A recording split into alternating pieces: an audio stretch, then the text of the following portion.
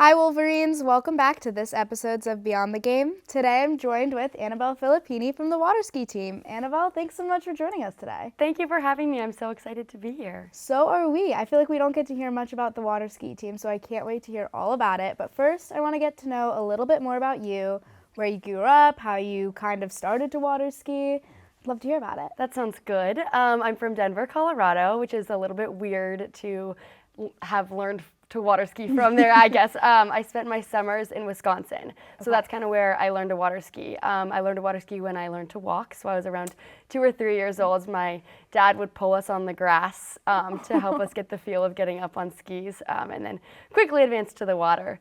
And then I went to summer camp from age 7 to 15, where I water skied there. I was a water ski instructor, and then a lot of my counselors were on the Michigan water ski team as well. So since 5th grade, I wanted to come to Michigan to be on the water ski team, and that's kind of why I'm here. That's incredible. Let me just stop and tell you that I also went to sleepaway camp for years, and I am nowhere near a professional water ski team level. So that's incredible to hear. So you grew up in Colorado, spending your summers in Wisconsin. Yes.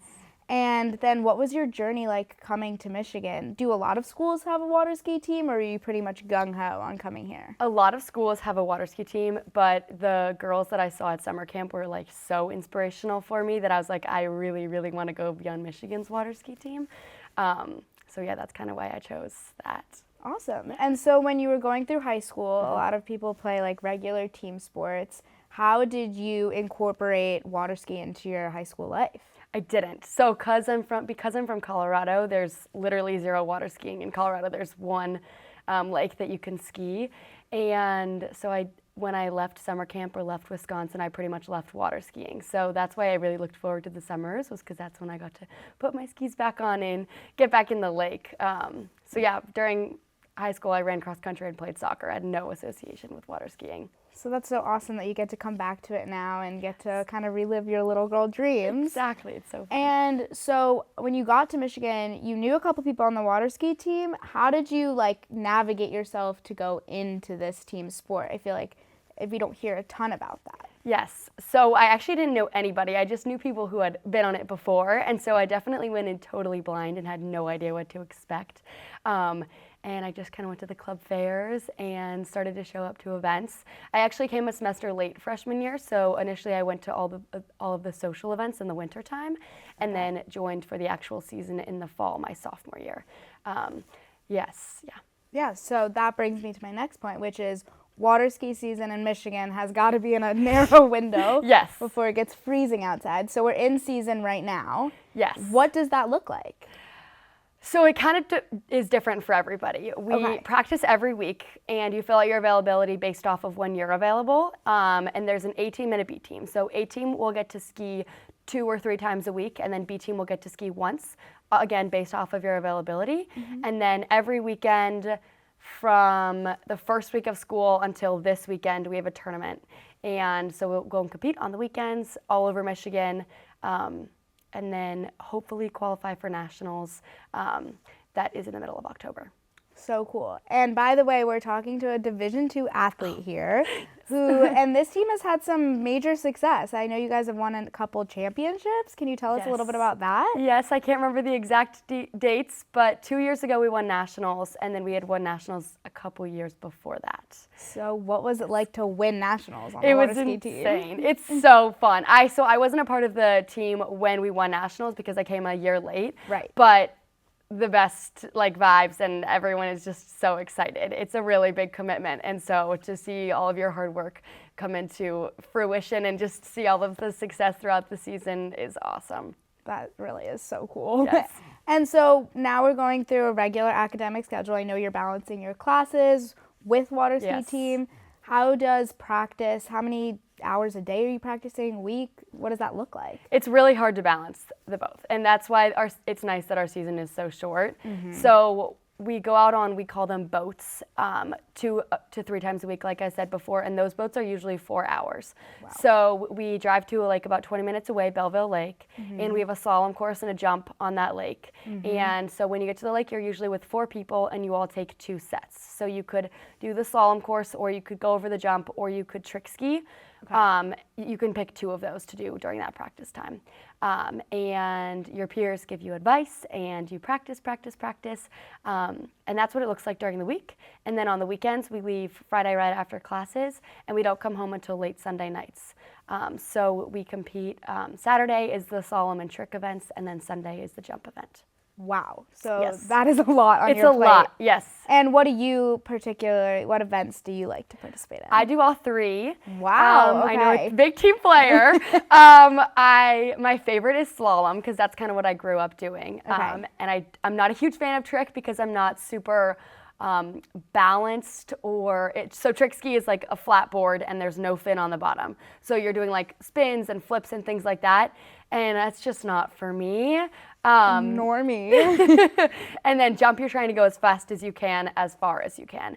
And I am nervous to do jump, but it has a great adrenaline rush associated with it. And so I've come to love it as well. Wow. Yes. Yeah, that is a lot. Yeah. So can you tell us about a time that maybe you had to kind of face adversity on the water ski team? I mean, you're out on the water. It's kind of unpredictable. You're either slalom skiing on one ski, a board with no thing underneath. Like, that can't be too relaxing all the time. Yes, that's a good question. I think, like I mentioned before, jump was initially like really challenging for me to do in the first place. We're going over like a 5-foot jump and you increase speed as you go. So that's something that I really did not want to do. I'm also a runner, and so I was like, oh, I don't think I want to compromise the potential of getting hurt by going over the jump. But a lot of girls don't like to jump usually, and we need 5 girls to compete. So they needed 2 more jumpers. So I kind of had to take one for the team, face adversity and the fears that I had with jumping and just kind of do it. And it ended up working out well, and I'm doing pretty well, so that's awesome. Well, that's what we love to hear. Thank you. And training for water ski, I mean, you got to be pretty strong to keep yourself up there. Yes. So what do you do when you're not in practice to kind of stay strong versus like what does a practice look like for a water ski team in that way? Yes, we definitely could do a little bit more outside of our practices. I personally run and weightlift, but that's kind of rare amongst my team members. I think that practicing 2 to 3 times a week works for a lot of people. We also practice during the spring and the summertime as well. So it's not just like this month that we're practicing. So I think that helps a lot as well. Awesome. Yeah. And then I'm just going to take us a little bit away from water ski for 1 second. I know you're in a run club that you've started. Yes. If you want to talk a little bit about that and how your drive from playing a Division II sport kind of goes into running, I'd love to hear. Yes. They're kind of separate for me. I have my water ski and then I also have my running. So I started the Annabel Run Club. We meet every Tuesday morning at 7 a.m. outside of M36. So come. And we're collaborating with a clothing company called Cool Down Run Club, or Cool Down, and they also have run clubs. And our launch party is going to be October 1st at 6:30 p.m. And that's really, really exciting because I've been running since I was little as well, and it's just such a fun way to connect with the community, and the runner's high that I get after each run is amazing, and I love the opportunity to share that with other people.